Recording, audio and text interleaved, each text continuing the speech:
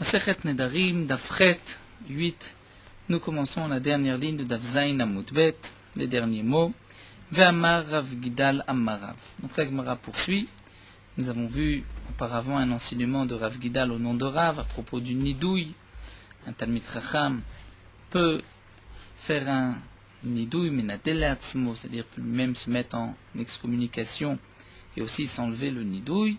Et la Gemara poursuit avec d'autres enseignements de Rav Gidal au nom de Rav. Amar Rav Gidal Amarav, minaim shenishbaim lekayem et mitzvah. D'où est-ce qu'on sait qu'on peut jurer pour accomplir une mitzvah? Sheneemar, comme c'est marqué, nishbati vakayema. David Ameler dans Teilim qui dit nishbati, j'ai juré vakayema. J'ai accompli l'ishmo mishpete tzidkecha pour garder tes lois qui sont justes. Nous allons d'abord donc juste lire toute la Gemara, ensuite nous reprendrons avec l'explication du Ran. La Gemara demande Valo Mushba Veomed Mer Sinaï. Pourtant, il est Mushba Veomed, c'est-à-dire déjà au Har Sinaï, Akadosh Baruch Hu nous a fait jurer de respecter la Torah, donc de toutes les manières, tout homme est obligé de respecter la Torah. Pourquoi donc on peut faire une chevoie, un serment sur un autre serment, sur un serment qui existe déjà? Et là, Akamash Malan, l'Agma nous dit voici le chidouche de Rav Gidal au nom de Rav, des charel et les inish, les zérouzé nafshe, qu'un homme a le droit de jurer d'accomplir une mitzvah afin de s'empresser, de s'obliger à accomplir la mitzvah comme il faut. Là, nous allons prendre l'explication du Ran. Le Ran nous dit voici comment il faut interpréter la Gemara. Nous avons une règle qui est rapportée dans Masechet Shavuot, que lorsqu'un homme jure, il peut jurer, comme c'est marqué dans le pasuk, lehara ou lehetiv, c'est-à-dire du bien ou pour du mal. Lehara ou lehetiv, on peut dire je vais manger ou je ne vais pas manger. Un homme peut jurer j'ai mangé ou je n'ai pas mangé. Dans une shvoa qui est l'idvar hareshut, quelque chose de facultatif, manger ou ne pas manger, il y a pour celui qui transgresse son serment, d'abord l'interdiction de Bal Yachel, le Yachel Devaro, ne pas transgresser, profaner sa parole. Et il y a aussi un korban pour celui qui transgresse sa chevoie, son serment.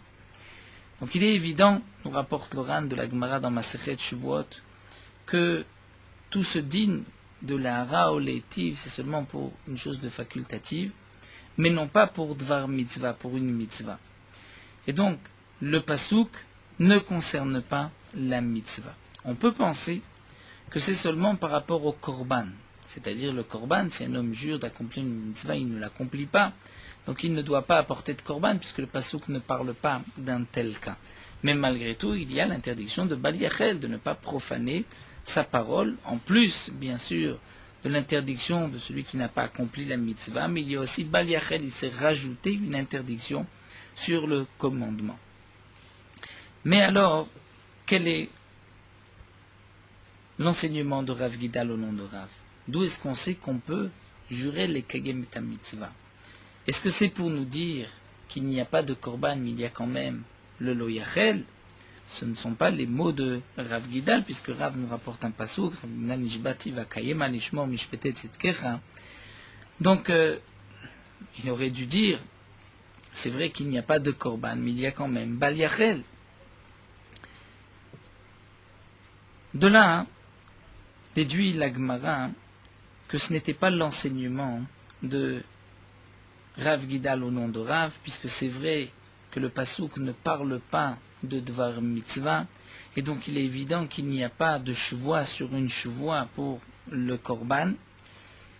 Mais alors, est-ce que Rav Gidal vient nous enseigner qu'il y a quand même Bal Yachel? Ça aussi nous dit la Gemara. Non, ce n'est pas le chidouche de Rav Gidal. Hakamash Malan, son chidouche, c'est qu'un homme a le droit de jurer pour pouvoir s'efforcer, s'empresser à accomplir la mitzvah, et c'est-à-dire, nous dit le Ran, c'est sûr qu'il y a un Bal Yachel. Ça, Rav Gidal n'avait même pas besoin de nous l'enseigner. Ce que Rav Gidal vient nous dire, c'est que c'est une bonne conduite de jurer, et que même un homme kasher, comme nous verrons par la suite, que les hommes kshérim, les hommes pieux, les hommes justes, ne jure pas, s'efforce de ne pas jurer, de ne pas faire de vœux, malgré tout, une telle chevoie de jurer pour accomplir une mitzvah, c'est quelque chose de donc de positif, quelque chose de bien. On peut rajouter aussi ce que nous dit le Roche sur le côté. Le Roche nous dit que ce n'est pas considéré comme prononcer le nom d'Akadosh Baruch Hu en vain, puisque toute chevoie en général c'est aussi avec le nom d'Hachem, on jure sur le nom d'Akadosh Baruch Hu. Donc si un homme veut jurer pour accomplir une mitzvah sur le nom d'Akadosh Baruch Hu, il a le droit, ça ne s'appelle pas avoir prononcé le nom d'Hachem en vain. Même dans le cas où il jure, nous dit le Roche, sans mentionner le nom d'Akadosh Baruch Hu, j'aurais pu croire aussi que c'est interdit pour ne pas s'habituer à jurer.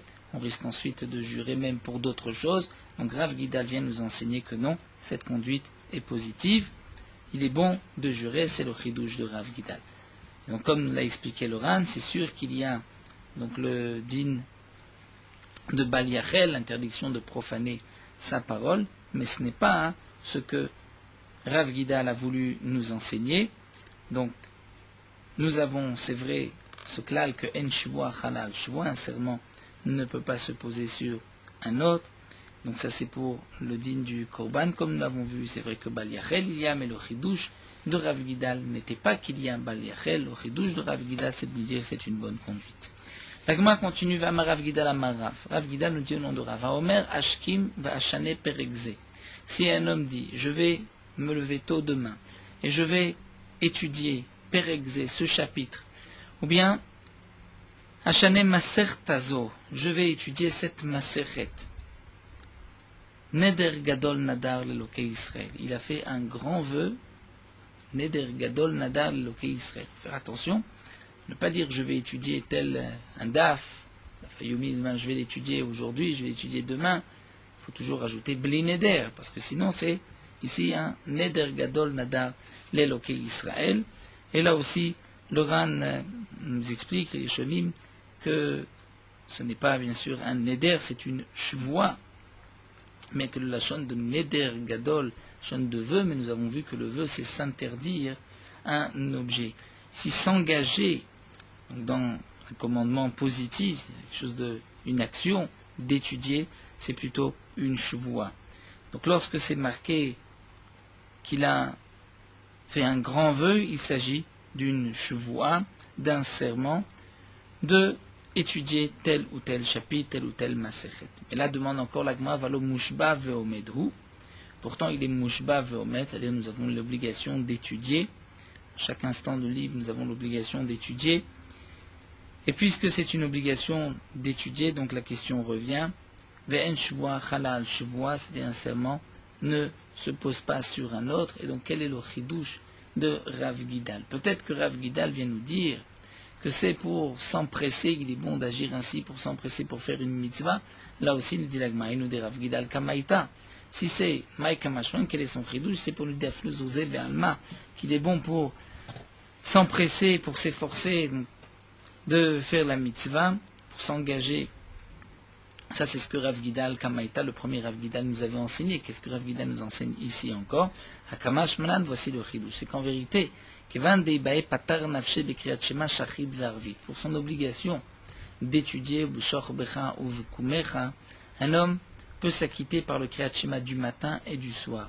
Donc, puisqu'il peut s'acquitter par le Kriyat Shema, donc de faire la shvoa, le vœu d'étudier tel chapitre ou tel maseret, ça ne rentre pas donc dans cette obligation. Et c'est pour cela que Mishum Achi Chayil Shvoa Lea, qu'il peut y avoir une shvoa sur cet engagement, cette obligation. Et là, c'est vrai que Loran pose la question, mais un homme a l'obligation d'étudier Yomam Valaila, comme c'est marqué dans la Gemara de Kiddushin, Veshin Nantan, que les divrei Torah doivent être donc aiguisés au bout de sa langue, sur sa bouche, que si un homme pose une question, il faut pouvoir répondre immédiatement.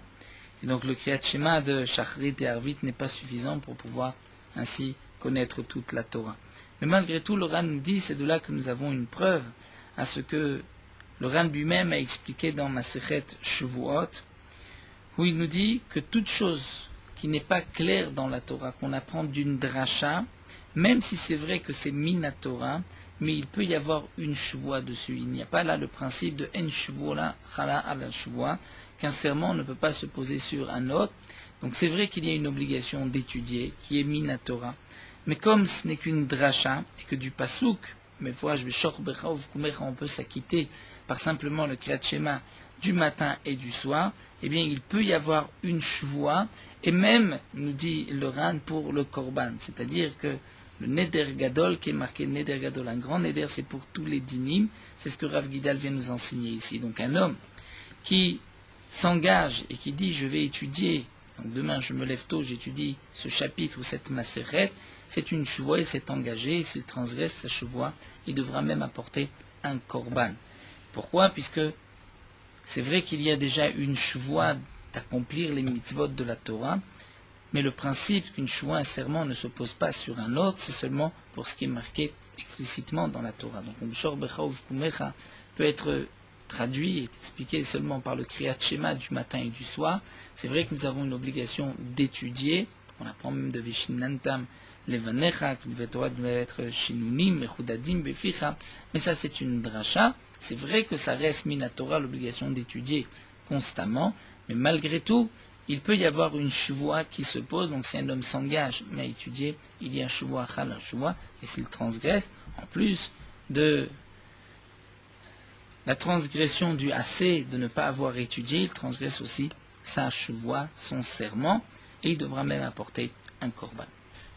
Amar Rav Gidal Amarav, Rav Gidal nous dit encore au nom de Rav, Omer le Chavero, un homme qui dit à son prochain, Nashkim veneshane perekze. Demain, on va se lever tôt et on va étudier ce chapitre. Eh bien, Alav le Hashkim, c'est à lui de se lever et de devancer son prochain. Chez Neymar, comme c'est marqué dans le Pasuk. À propos du Navi dans Yecheskel, Akadosh Baruch Hu lui a dit, Vayomer Elai, donc le Navi raconte, Akadosh Baruch Hu m'a dit, Kumtse el Abika, Vesham Edaber Adaber Otar. Et Akadosh Baruch Hu lui, et là-bas, je te parlerai. C'est marqué que le Navi va il s'est levé, va Etse el Abika, il est sorti dans la vallée, Veine Sham Kevod Hashem Omed. Et c'est marqué que déjà, la présence divine était déjà là, Kadosh Baruch Hu l'avait devancé. Donc on voit que Kadosh Baruch Hu a dit au Navi, lève-toi et va dans la vallée, je vais parler avec toi. Et on voit que Kadosh Baruch Hu l'a devancé. La Gemara continue et nous allons reprendre les dinim du Nidouille. Donc Nidouille, comme nous l'avons vu, lorsqu'un homme est excommunié, il y a Nidouille et il y a Cherem. Cherem, c'est plus fort que Nidouille. Le Nidouille, donc engage la personne qui est excommuniée. D'abord, nous n'allons pas la compter dans le minyan. Elle est excommuniée. Malgré tout, lorsqu'il y a un nidouille, c'est marqué que cette personne peut faire du commerce. Mais s'il y a un cherem, on ne pourra pas faire de commerce avec cette personne. Le nidouille, on peut étudier avec la personne qui est en nidouille, mais s'il y a un cherem, c'est plus fort et on ne peut pas étudier non plus avec cette personne. Donc pour le din du nidouille, nidou ou bechalom, nous dit Rav Yosef, si un homme a été mis en nidouille dans son rêve. Dans son rêve, on l'a excommunié. Il a besoin de 10 personnes pour lui enlever son nidouille. Et le Ran nous explique, puisque peut-être que si cet homme-là a été excommunié dans son rêve, c'est comme si Akadosh Baruch Hu a envoyé dans son rêve ce nidouille qu'on l'excommunie. Donc c'est Akadosh Baruch Hu qui veut l'excommunier. Et donc c'est pour cela qu'il faut 10 personnes, parce que lorsqu'il y a 10 personnes, la Shekhinah se trouve parmi ces 10 personnes pour lui enlever son nidouille. Vehu, mais à condition que ces 10 personnes soient des Tanu il Cheta. Aval Matnu, Velotanu Lo. Seulement ces 10 personnes ont aussi étudié Hil Cheta. Hil Cheta, c'est la Gemara. Aval Matnu, mais si ils ont étudié juste la Mishnah, Velotanu, ils n'ont pas étudié la Gemara, ce n'est pas suffisant. Ça, c'est une girsa que nous rapporte le Ran. Le Ran nous rapporte une autre girsa, que d'après certains, Vehu des Matnu, et non pas Tanu. C'est-à-dire Matnu, c'est lorsque eux ont étudié et ont enseigné aussi, et non pas 10 personnes qui ont étudié mais qui n'enseignent pas. En tout cas, nous voyons qu'il faut 10 personnes qui enseignent ou 10 personnes qui étudient la Gemara, le Talmud, selon les versions. Veileka de Tanu il Cheta, si on ne trouve pas donc 10 personnes qui ont étudié la Gemara, ou d'après l'autre version, 10 personnes qui enseignent, et Afilu Matnu Velotanu, même si on ne trouve donc que 10 personnes qui étudient la Mishnah mais qui n'étudient pas la Gemara, ou d'après l'autre version, qui ont étudié mais qui eux-mêmes n'ont pas enseigné, ça sera suffisant. Les cas, et si malgré tout on ne trouve pas ces 10 personnes, les Elvelete va parachat derachim. Il va s'asseoir aux intersections des chemins, Veyaïv Shalma Lebe Asara, et il va dire Shalom, donc il va saluer 10 personnes, Ademikale Asara de Gamril Cheta, jusqu'à ce qu'il trouve 10 personnes qui ont étudié la Gemara ou bien qui ont enseigné pour qu'il puisse lui enlever son nidouille. Et le Ran nous explique pourquoi il doit saluer, puisque lorsque lui va saluer, on va lui répondre par Shalom, eh bien, le temps que cet homme-là va attendre, va patienter pour retrouver les 10 personnes, au moins il va recevoir ces bénédictions de Shalom qui vont le protéger des Yisourim. Amarle Ravina le Ravashi. Ravina dit à Ravashi, Yada man shamte maou, si un homme dans son rêve a été excommunié, et il sait qui l'a excommunié, il a rêvé que tel Rav l'a excommunié. Maou delishrele, est-ce qu'il peut aller chez ce Rav, et que ce Rav lui enlève cette excommunication ou pas?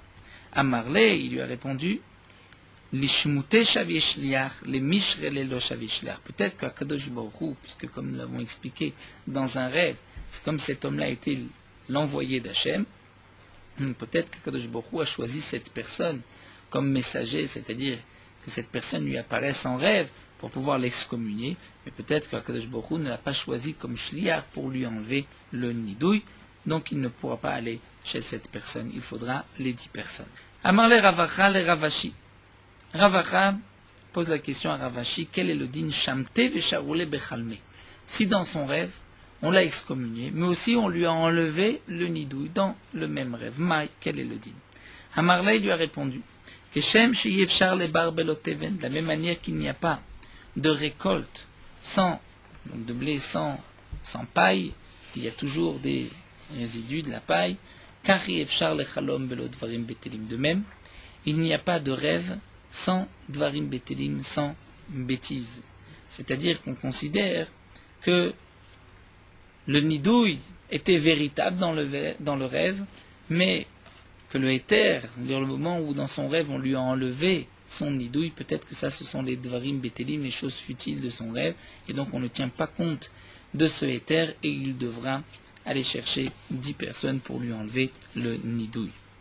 Le Ran se pose une première question, est-ce que celui ici qui a reçu le nidouille en rêve doit se conduire comme tout ménoudé, comme toute personne qui a été excommuniée ou pas?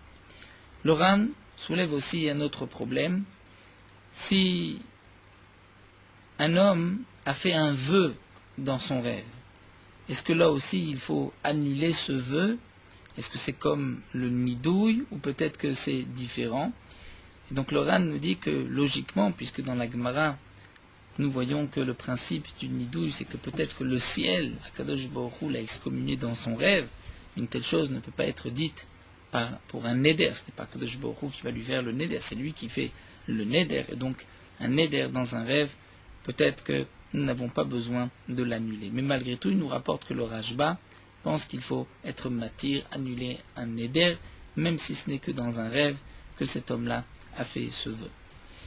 Ravina, nous dit la Gemara, avait les nidra, les débitayou. Ravina avait un neder, les débitayou pour sa femme. Sa femme avait fait un vœu, et Ravina venait chez un chacham pour annuler ce vœu. Bien sûr, le mari peut annuler le vœu. On parle dans le cas, comme nous expliquent les Rishonim, où lui n'a pas annulé ce vœu le jour même, ou plus encore, il a accepté le vœu de sa femme, et ensuite il voulait l'annuler. Aller donc chez un Rav pour faire Atarat Nedarim. Atelekame de Ravashi. Il s'est présenté chez Ravashi à Marley. Il lui a dit, Baal Maoshi Yase Shliar Lecharata Tishto. Est-ce qu'un homme peut être messager, mandaté par sa femme, Lecharata Tishto, pour que enlever le neder, la charata, c'est-à-dire changer d'avis, regretter le vœu, puisque comme nous le verrons, le principe de la Tarat Nedarim, qui est différent de la Farat Nedarim, puisque le mari ou le père peuvent annuler le vœu sans aucun regret, sans aucune condition. Il a entendu le vœu, il peut l'annuler, mais le Rav ne peut enlever le vœu que s'il y a un pétard, c'est-à-dire on va essayer de trouver porte, une sortie, pour pouvoir enlever le vœu, comme nous verrons, on dira à cette femme, si tu avais, ou un homme, si tu avais pensé à cette situation au moment de ton vœu, est-ce que tu aurais fait ce neder ou pas? Donc, bien sûr, l'homme va dire, dans ce cas-là, je n'aurais pas fait de neder. Si c'est le cas, ce qui n'aurait pas fait de neder, dans ce cas-là, eh bien, on pourra lui enlever le neder. Est-ce qu'un homme peut être le shliach de sa femme? Amarley lui a répondu, imekanfin in, ilo lo. Seulement si les trois chachamim sont déjà rassemblés, eh bien, le mari peut enlever le neder, peut être le messager de la femme, et donc enlever le neder par ces trois chachamim. Ilo, s'ils ne sont pas rassemblés, que c'est le mari qui doit les rassembler, lo, là il ne pourra pas. Quelle est la raison? Là aussi, dans les Rishonim, nous avons plusieurs explications. Le Ran nous explique, d'après le Rambam, que la question qui se pose ici, c'est seulement pour le mari, puisqu'on ne peut faire Atarat Nedarim que lorsque la personne est présente. Donc un homme qui envoie un messager et dit « Est-ce que tu peux aller chez un chacham m'enlever le Neder ?» C'est sûr qu'il ne peut pas, puisqu'il faut que celui qui ait fait le Neder soit présent devant les chachamim. Malgré tout, pour le mari, c'est différent. Puisque pour le mari, il y a le principe de Ishto Kegufo, dire l'homme c'est femme c'est comme l'homme, l'homme comme la femme. Donc c'est pour cela qu'il peut être à la place de sa femme pour enlever le neder. Mais malgré tout, la réponse de la Gemara, c'est seulement si les chachamim sont déjà là, mais pas si lui doit les rassembler, puisque on n'a pas été si mekil, si indulgent pour permettre lorsque c'est le mari, seulement si les chachamim sont déjà là. Mais lorsqu'on doit les rassembler, étant donné que les khatrila, il faut que la personne soit présente, là dans ce cas-là, on n'accepte pas le mari. Ça c'est l'explication du Rambam, d'après le Ran, mais Tosfot donne une autre explication et nous dit qu'au contraire, un autre homme, c'est évident qu'on peut faire un shliach, et c'est pas seulement le mari, tout homme, il n'y a pas de question, c'est sûr qu'il peut être shliach, être mandaté messager pour faire Atarat Nedarim. La question se pose d'Afka à propos du mari. Parce que, comme pour le mari, les Nedarim, les vœux de sa femme sont pénibles pour lui, sont difficiles à accepter, on craint que peut-être lui-même va rajouter dans la Harata ce que sa femme même n'avait pas pensé. Et donc la conclusion de la Gemara est la suivante. Si les Chachamim sont rassemblés, là, on ne craint pas que le mari va rajouter. Donc il pourra faire Atarat Nedarim lorsque on va chercher un pétard. Est-ce que ta femme, dans ce cas-là, avait donné... Donc dans ce cas-là, elle n'aurait pas fait le vœu, donc on pourra l'enlever. En général, c'est toujours la femme qui va donc déjà donner cette harata, cette possibilité au mari pour la présenter devant les chachamim.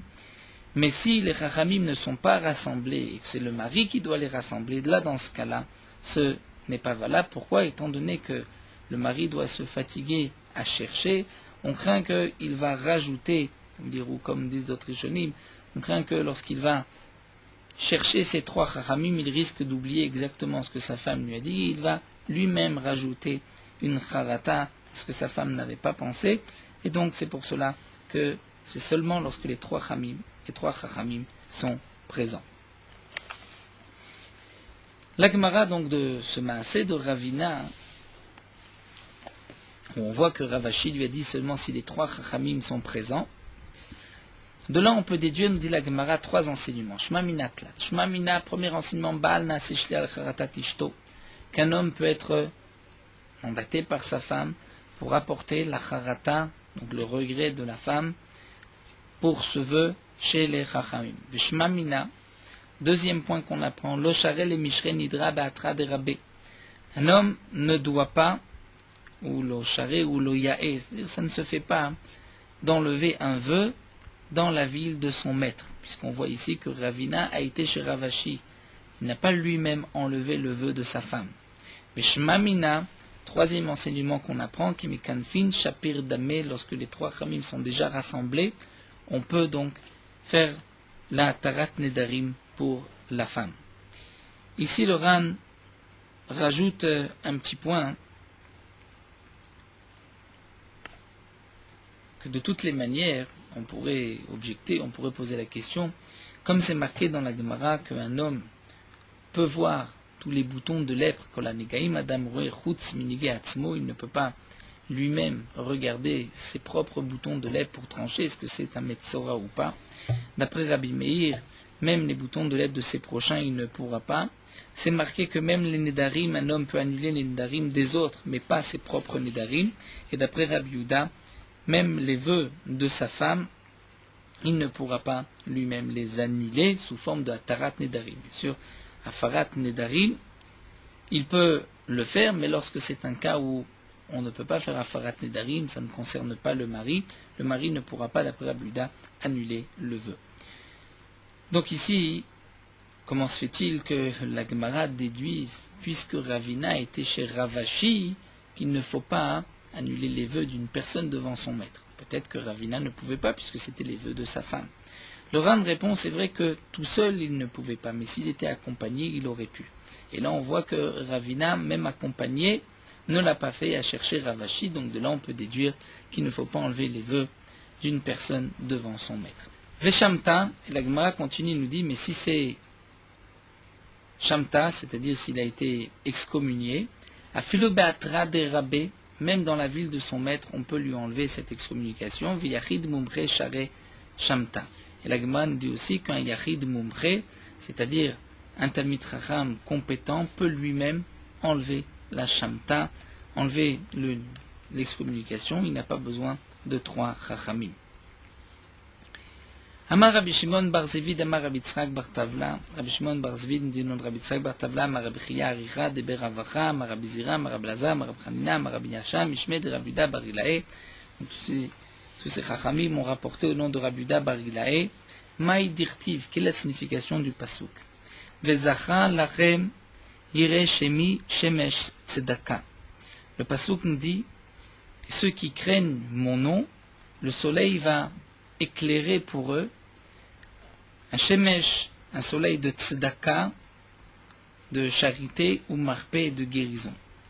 De quoi il s'agit? C'est Yir et Shemi, ceux qui craignent Akadosh Baruch Hu, le nom d'Hachem. Elu bene Adam, she'en yireim leotzi shem shamaim levatala. Ce sont les gens qui craignent de prononcer le nom d'Akadosh Baruch Hu en vain. Et à ce moment-là, Akadosh Baruch Hu leur envoie shemesh tzedaka ou marpé, c'est-à-dire un soleil de charité et de guérison. Amar Abaye, Abaye nous dit, Shema mina, de là on apprend, Charga de Yoma Masé. Que Charga de Yoma, c'est-à-dire, comme nous explique le Ran, la poussière que l'on voit lorsque le soleil traverse la fenêtre, cette poussière qu'on peut voir dans l'air est appelée Charga. Charga de Yoma, c'est-à-dire cette poussière du jour, les rayons de soleil massés vont guérir, on le voit de ce pasouk, donc Umarpe.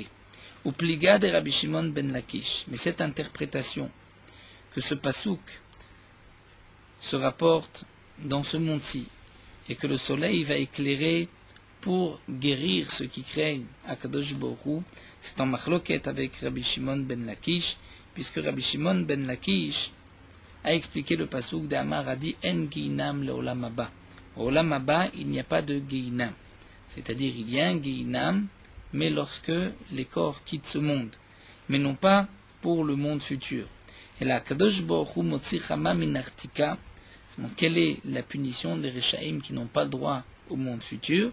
C'est que Kadosh Baruch Hu, au monde futur, va sortir le soleil min artika de sa pochette, on peut dire entre guillemets, et tzadikim mitrapimba, Rechaim nidonimba. Les tzadikim vont guérir par ce soleil, mais les Rechaim vont être jugés. Donc, c'est le soleil qui sera leur guéinam par ce soleil. Shenema, comme c'est marqué dans le pasuk, Vezacha lachem yireshemi, shemesh tzedaka ou marpe. Donc ça c'est pour les tzadikim, mais pour les Rechaim, on comprend que, comme nous allons voir dans notre pasuk, que c'est le soleil qui va les brûler. Donc on voit que l'interprétation de Rabbi Shimon ben Lakish, c'est que ce pasuk, Vezacha lachem Yireshemi et les Atid Lavo dans les temps futurs et pas dans ce monde-ci. C'est là la marloquette entre Rabbi Yuda bar Ilae et Rabbi Shimon ben Lakish. Velod et la plus encore et la Shemit Adenimba, que les tzadikim, si on peut dire, vont se délecter, vont se voir du plaisir par ce soleil, chez Nema, comme c'est marqué à la suite du pasouk, vitzatem ou pishtem ke'egle marbek. Les tzadikim vont sortir, ou pishtem ke'egle marbek, et vont paître dans les champs comme les veaux, des champs, les veaux bien gras. Donc on voit que les tzadikim vont même profiter de ce soleil, comme ces veaux qui sont utilisés, engraissés, qu'on amène dans des pâturages pour les engraisser. Ça c'est donc Egle Marbek. Vareshaim nidonimba, et les Reshanim seront jugés par ce soleil, chez Nema, comme c'est marqué dans le Pasuk, qui naît Hayom ba boer ketanur, ce jour viendra où donc c'est le soleil qui brûlera comme un four pour punir les Reshaim, comme c'est marqué à la suite du Pasuk. Morot halacha dafret. À propos de la tzedaka, si un homme décide dans sa tête, dans son cœur, même s'il n'a pas dit explicitement qu'il veut donner telle ou telle somme à la tzedaka, nous avons une machloket rishonim. D'après certains, il doit accomplir ce qu'il a pensé, donc donner la somme qu'il a pensée, puisque la tzedaka c'est un peu comme les korbanot, et dans les korbanot, le fait de penser, c'est comme un dibour, comme une parole. D'après certains, tant qu'il n'a pas sorti le neder de sa bouche, ce n'est pas un neder, puisque la tzedaka n'est pas comme les kodashim, c'est comme les autres nedarim, toutes choses profanes, mais c'est seulement lorsqu'on va sortir le neder de sa bouche que le neder va prendre forme. Cette machloket est rapportée dans Shulchan Aruch et dans le Rama, et le Rama nous dit que on retient la halacha. La première opinion, c'est que il faudra faire attention, un neder même bemarshava. Si un homme veut prendre sur lui un jeûne particulier, il doit prendre sur lui le ta'anit la veille à la tfila de mincha, comme c'est marqué dans les sidurim. Même s'il n'a pas dit mefourash, demain je décide de jeûner, il a simplement pensé dans sa tête qu'il allait prendre ce ta'anit, il a l'obligation de finir ce jeûne le lendemain. Donc, tout ceci a été dit que lorsqu'un homme pense vraiment dans son cœur, dans sa tête, qu'il prend sur lui un neder pour le lendemain, mais lorsqu'il n'a pas vraiment pris, il n'a pas dit je vais jeûner, mais il réfléchissait est-ce qu'il va jeûner, ou il pensait jeûner, mais il n'a pas dit je jeûne, il n'a pas exprimé dans sa tête je jeûne demain, là il pourra donc revenir sur sa décision.